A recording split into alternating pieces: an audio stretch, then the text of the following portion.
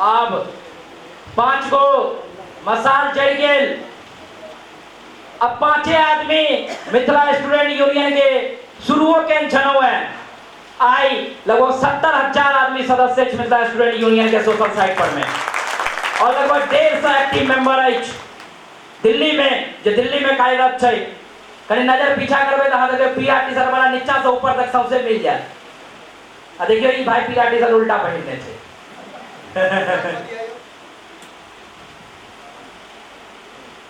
हमारे सबके अभिभावक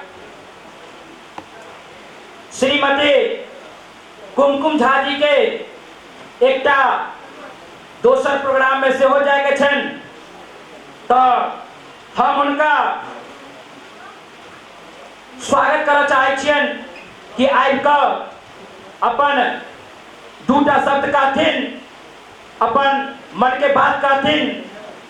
हिनकर एकटा टॉपिक छै, ओ टॉपिक छै मिथिलांचलक महिला के उत्थान केना होई, महिला ज्यादा से ज्यादा आंदोलन में केना जुड़े, महिला के सम्मान केना भेटे, ओहि पर में इनका टॉपिक छै। हम श्रीमती कुमकुम झा के बजावा चाहबेन, एक बार जोरदार थपड़ी चाहब इनका स्वागत करी। श्रीमती कुमकुम झा।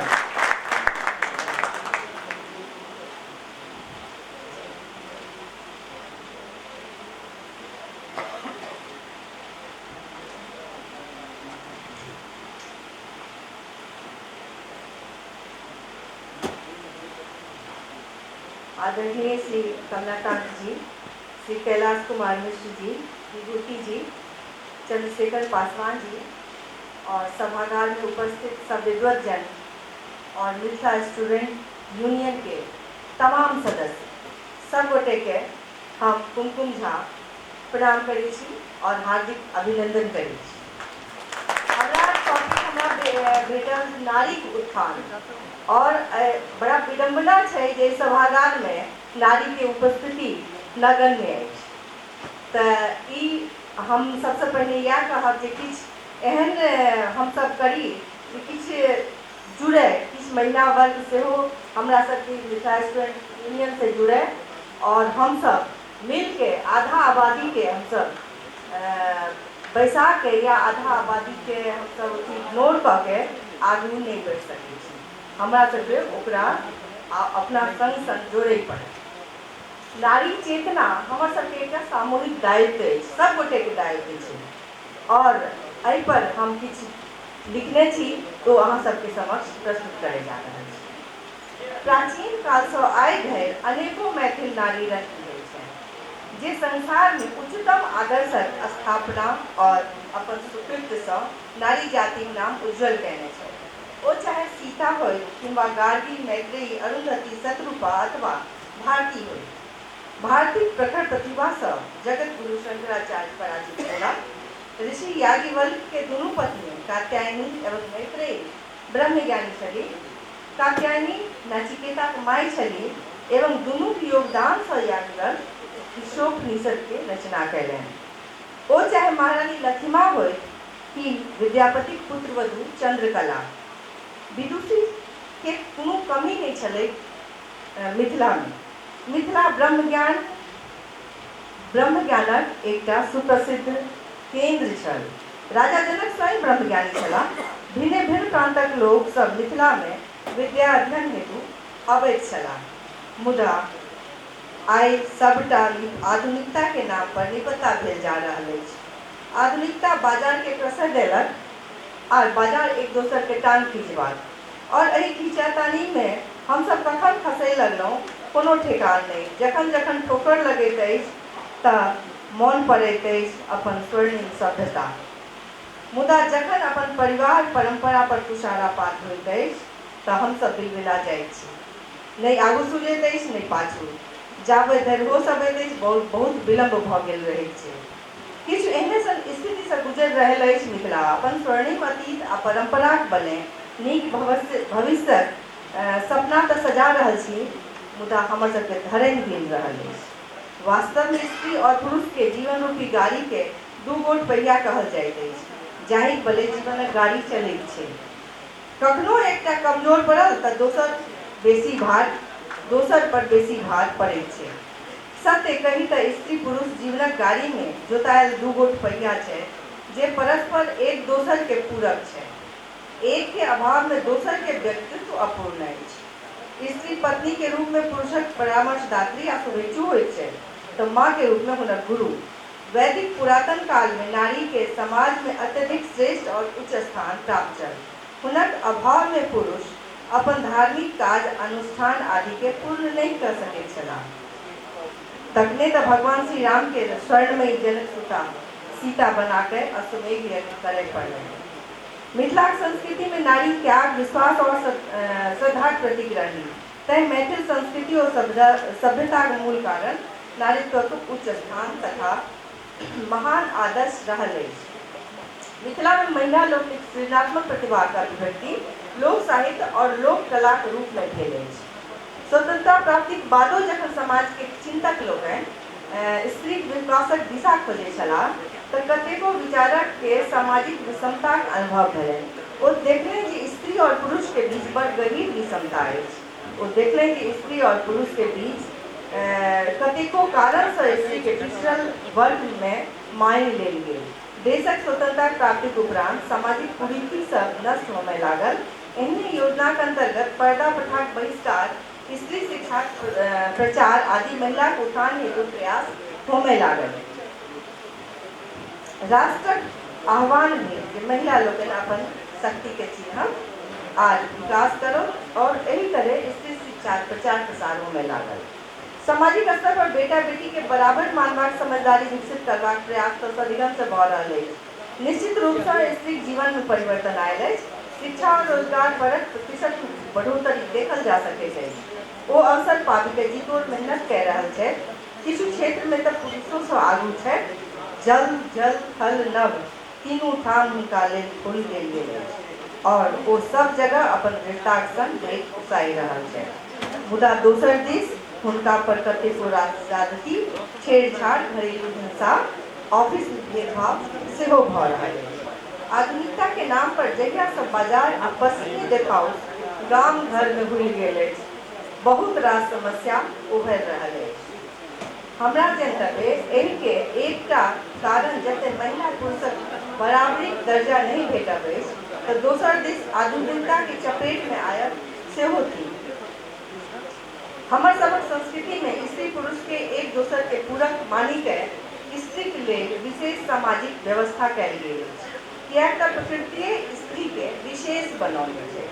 हुनक शारीरिक रचना, मानसिक बनावट आ संवेदना पुरुष सँ फराक अछि, विशेष अछि। एहि विशेषताक बल पर ओ बच्चा के जनैत छै, बच्चा पालन पोषण करैत छै, परिवार आ समाज के संवेदना के आधार पर जोड़ैत छै। आजुक बदलल परिस्थितियों में हुनक अपन विभिन्न भूमिका में एहि सब दायित्व के निभाबय पड़ैत छनि। किएक तऽ ओ हुनका करे के छनि और एहि प्रकृति प्रदत्त विशेषता और समाज और मानव मात्र के लिए नीक होइत अछि। मुदा बराबरी के एहि दौड़ में जखन स्वयं स्त्री अपन विशेषता के बिसरल जाइत छै तखन दिक्कत आयब स्वाभाविक अछि। ई कतौ ने कतौ आधुनिकता के असर अछि।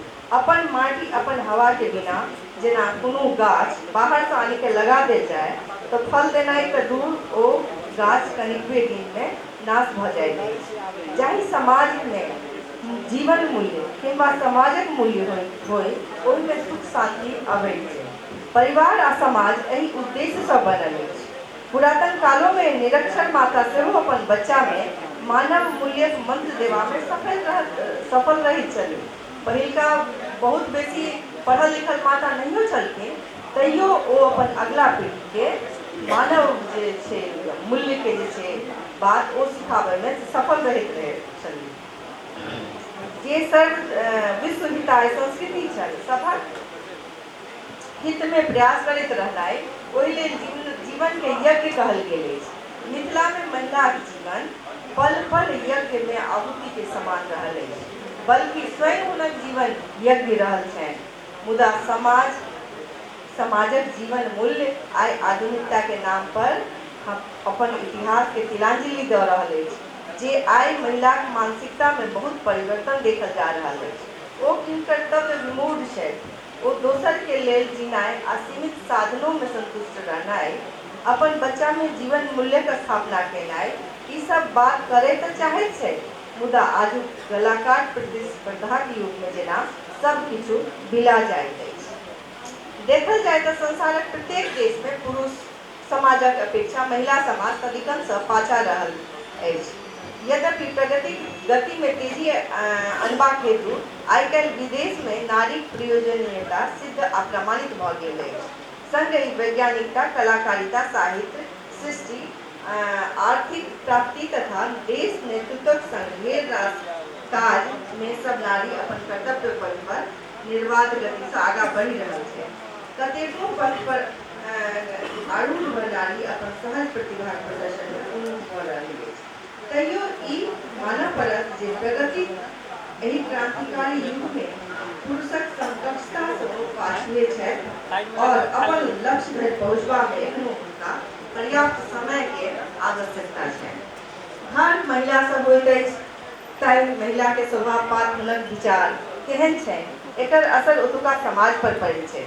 यदि महिला ठानि लैत तऽ मिथिला अपन संस्कृति के पहिने जकाँ अक्षुण्ण राखि सकैत छै, अछिंजल सन।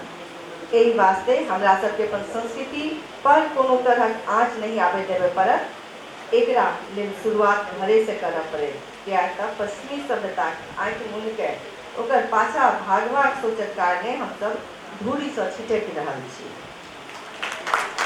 एकर शुरुआत घरे से करऽ पड़त। दिल्ली मुंबई के तऽ गपे छोड़ू, दरभंगा मधुबनी जे मिथिलांचलक गढ़ अछि, ओतौ माय अपन नेना भुटका से एखुनका इंग्लिश में गप केनाइ शान बुझे छै। हम घर घर में देखे छी जे अपन संस्कृति के विषय विदेशी भाषा के अपना रहल छै। हम यदि ओहि इतिहास के ओहि कालखंड में जाइ छी जखन पढ़ाई लिखाई ओतेक प्रचलन में नहीं छल, ओहो समाज अपन युवा पीढ़ी के सही जानकारी देबाक लेल किछु रास्ता खोजि लेने छल, जेना लोकगीत, परंपरा, पाबनि तिहार के माध्यम से जीवन जीवे के जानकारी अपन अगला पीढ़ी के दय देल जाइत छल। गीतक माध्यम से ब्याहक उपरांत सासुर में संबंध निभेबाक और नैहर आ सासुरक बीच सामंजस्य रखबाक शिक्षा इत्यादि सब आसान तरीका से घर में बेटी के देल जाइत छलै। आइ हमर सबके सामाजिक परिस्थिति बदलल अछि। आधुनिकता के नाम पर नहीं हम इम्हर के रहलहुँ हैं और नहीं उम्हर के। मैथिली में एक कहावत छै, ऐसन पोथी पुत्ता पढ़े, 5 जना के हंडी चढ़े। अर्थात बेटा के एहन सन पुस्तक या एहन आजुक समय में एहन पढ़ाई पढ़ाओ जाहि से वो परिवार में 5 गोटे के खाना जुटा सके, भरण पोषण कह सके। ताई दिन में पढ़ाई आ कमाई खाली बेटे टा के लेल होइत छल, किंतु आई बेटी बेटा दुनू के लेल एक कहावत चरितार्थ हेबाक चाहिए। सबसे पहिने हमरा सबके ई देखबाक अछि जे जेना कोनो नारीक शिक्षा उचित स्थान भेटै परिवार में। स्त्री आइयो शोषित, दमित आ अनपढ़ छै। किछ वर्ग के ग्रामीण समाज में संपूर्ण साक्षरता होइ और ई तखने संभव है यदि शिक्षा से वंचित सब वर्ग, सब जाति के स्त्री रोजी रोटी संग जोड़ी के चले वाला एकटा एहन शिक्षा पद्धति के विकास कयल जाय जाहि में हुनका परंपरागत ज्ञान कौशल के विकास कयल जाय। एहन एकटा ग्रामीण विश्वविद्यालय के स्थापना होय जाहि में साक्षरता प्राथमिक वर्गक से लऽ कऽ उच्च श्रेणी तक पढ़ाई हो और कमाई संग संग चले।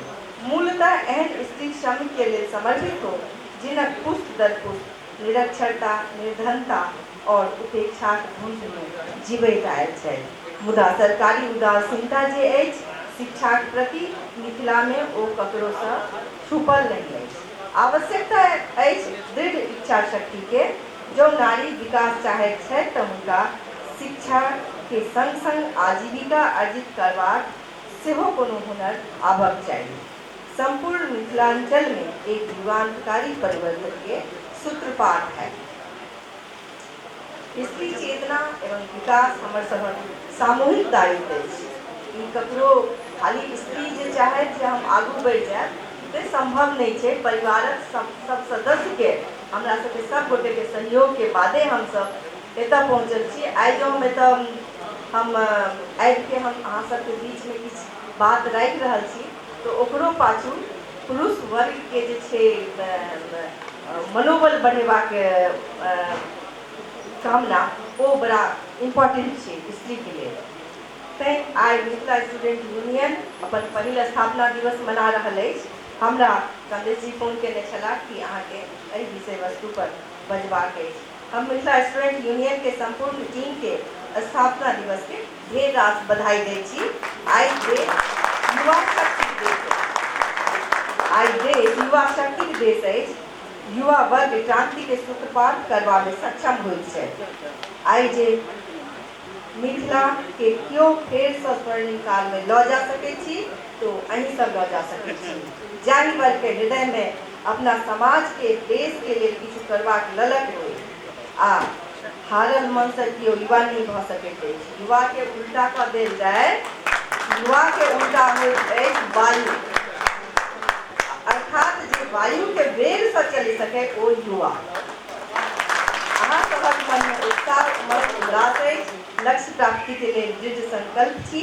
युवा वर्ग हरदम आत्मविश्वास के धनी होइत छै, वर्तमान के बेहतर बनावे के लिए सोचे छै, कठिन चुनौतियों में अपना पाछा नहीं हटैत छै, बल्कि संघर्ष करैत रास्ता बना के अपन मंजिल तक पहुँचैत छै। अहाँ सबके शब्दकोश में असंभव शब्द नहीं आबाक चाहिए और पूरा MSU संगठित रही, एक सूत्र में बांधल रही और हमरा पूरा विश्वास है कि जल्दिए अहाँ सब दिल्ली की राजनीति में सेहो भागीदार बनी। एक क्षमता तो अछि अपना सबके। एक बेर फिर तमाम मिथिला स्टूडेंट के सब गोटे के हृदय से बधाई आ शुभकामना। बहुत बहुत धन्यवाद। जय मिथिला, जय मैथिली।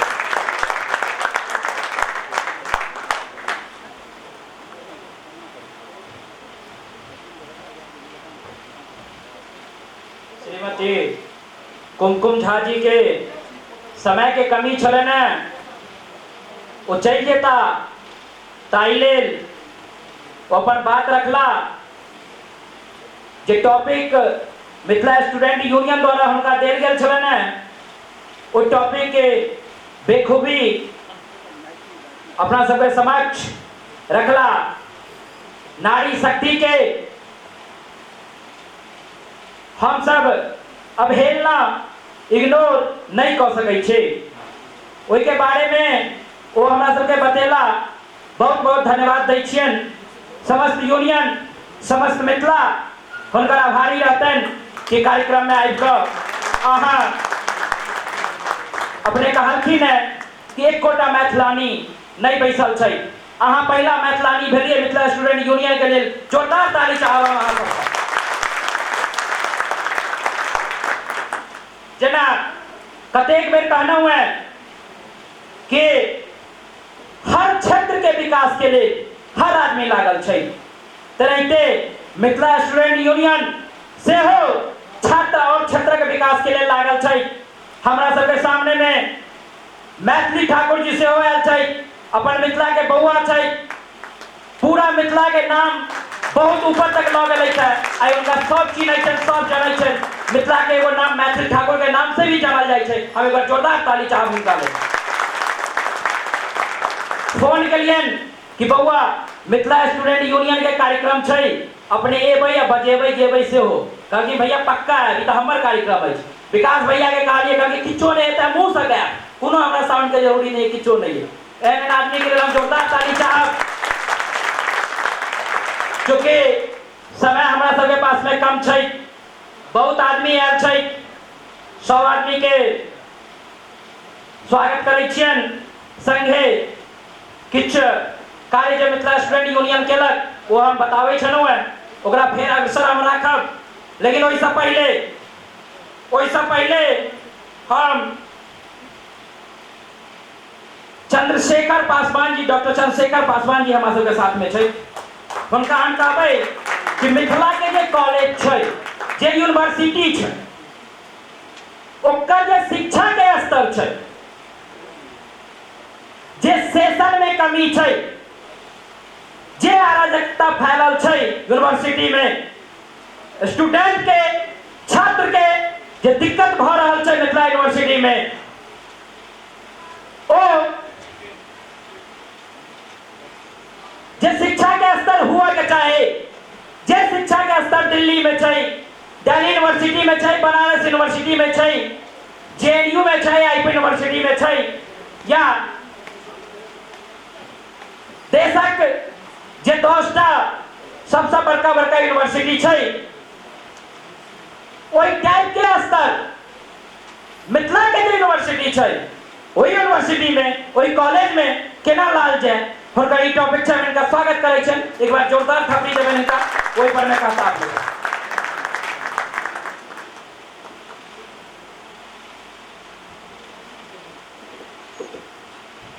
सब मैथिल बंधु के हमरा तरफ से नमस्कार। मंच पर विशेष जन बैठल छथि, हम हुनकर आशीर्वाद चाहैत छी। हम कोनो लिख के नहीं किछु अनने छी, ताहि दुआरे से हम अपन मन से जे किछु कहब सएह बुझब। हम अपन जीवन के अनुभव टा बता सकै छी, एहि से हम बाहरी नहीं छी, एहि सबके बीच के छी, तो सबक अनुभव एके रंग है, वह आदमी टा बात। हम सीएम साइंस कॉलेज 1983 में पढ़ते रहे, सीएम साइंस कॉलेज में, और सीएम साइंस कॉलेज के बाद हम पटना एलहुँ, पटना से हम दिल्ली यूनिवर्सिटी 91 में चलल। ओहि दिन से हमरा केना मिथिला बराबर जाइ छलहुँ, हमर माय जे यहाँ तक जीवित छल 2006 तक 3 महीना हमरा बेसी नहीं होइ छल, 3 महीना हम जरूर जाइ छलहुँ गाँव लास्ट। ओकर बाद हम कने कम कऽ देलियै गाम, आ नौकरियों में छुट्टी का अभाव हो गेलै। 3 महीना से हमरा बेसी रिकॉर्ड नहीं है 20 वर्ष में, हम 3 महीना से बेसी भेल हमरा गाम गेला। 83 में जहाँ पढ़ते रहे तो सीएम साइंस कॉलेज बहुत बढ़िया छलै, और हाई स्कूल जे गाम घरक छलै सेहो बहुत सुंदर छलै। ओहि समय में अंग्रेजी शिक्षा नहीं छलै, जो टटोरा घर में लिखल रहे छै अंग्रेजी विशेष माध्यम जे आई गाँव घर में सेहो चललै है। तो कोनो बात नहीं छै, सिस्टम चलि रहल छै समाज में, ताहि दुआरे से सब आदमी अपन बच्चा के चाहे छै इंग्लिश मीडियम में हम पढ़ाबी। लेकिन 9th 10th में हम सब गर्व बुझ पढ़ने रही मैथिली में। कहै छै जकरा अपना माय से प्रेम है तो उनका भाषा से सेहो प्रेम है। तो मैथिली के विकास के लिए भले हम हायर एजुकेशन तक सबका अपन अपन इंटरेस्ट है, रोजगार परक चीज है वो, लेकिन नीचा स्तर में जे अपन माध्यम से भाषा जरूर सब लोकन के अयबाक चाहिए। और 83 में जब हम सीएम साइंस पास केलहुँ, अखन के स्थिति देखै छी, हम कहियो टावर पर से घूमैत जाइ छी तो हमरा बड़ा दुख भऽ रहल है। मिथिला यूनिवर्सिटी जाइ छी, चूँकि हम दिल्ली यूनिवर्सिटी में पढ़लहुँ, ओहियो ठाम के व्यवस्था देख के दै छी। बीए पास रहे 2 साल में हमरा के रिजल्ट निकलल रहे।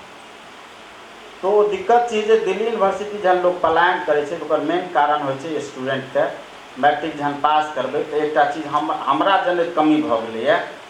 बिहार में कि छलै, मैट्रिक के बाद सीधे यहाँ कॉलेज में एडमिशन होइ छै, आजकल 12वीं क्लास स्कूल में सेहो होइ छै। सिस्टम सेंट्रल के अनुसार भेलै है, लेकिन हमरा अनुसार जो कॉलेज के टीचर होइ छै हाई स्कूल के टीचर से जरूर बेहतर होइ छै। वो मापदंड जरूर छै जे हाई स्कूल तक स्टैंडर्ड या नीचा के मिडिल स्कूल या अपर स्कूल के वो एक स्तंभ छियै, लेकिन जहन हायर एजुकेशन में लोग जाइ छै तो टीचर नीक भेनाइ सेहो जरूरी होइ छै। तो जेहन स्तर स्कूल के नीक रहै छै तो ओहि अनुसार स्टूडेंट सेहो अबै छै।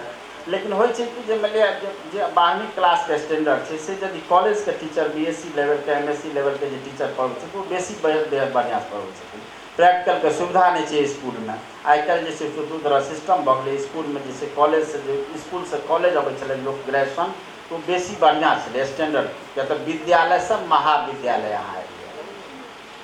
तो दोनों में मेंटली जैसे मानसिक रूप से सेहो लोग कने स्तर पर आबि जाइ छलै जे हमरा कॉलेज में पहले बच्चा बस्ता लऽ के जाइ छलै, बाद में कॉलेज में एकटा रजिस्टर लऽ के जाइ छै, लेकिन क्लास में जे छै ओ चीज के सुविधा होइ छलै। मिथिला यूनिवर्सिटी भेलै या अहाँके मंडन मिश्र यूनिवर्सिटी भेल, अहाँके तिलका माझी सेहो मिथिले से लगभग लागल छथि, कुछ लोग मैथिल उमर पढ़िते छथि। तो स्तर तऽ नीचा गिर पड़लै। दोसर हमरा आरके पलायनवादी जे भऽ गेलहुँ मेन अफसर सेहो कारण भेलै।